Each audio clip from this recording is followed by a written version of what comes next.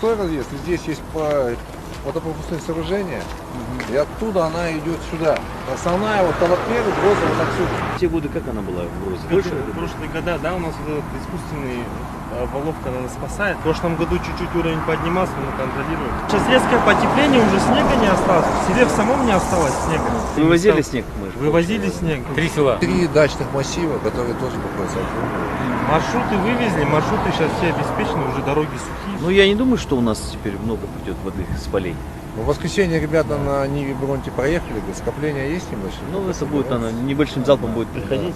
В целом надо будет со временем здесь лоток делать.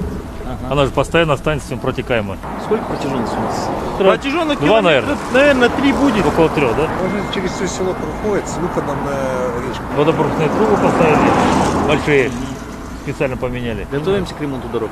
Да, готовимся к У нас ремонту. по финансированию как здесь? Дополнительно выделяется сейчас около 2 миллиардов. И ремонт еще 300 мы с областного поддержали. Это автобусные движения. И проектируются 2 школы. Подстанция, которая с негода спешила. В субботу с Шимкента вышло оборудование уже, и оно прошло испытание, уже собрано, уже в пути. На днях придет и сразу ремонтная бригада уже получила допуск в Аветину подстанцию. 2 школы будет, ФОП будет, дороги подтянем. С электричеством я тоже думаю разберемся. Самый главный вопрос у нас здесь получается водоснабжение.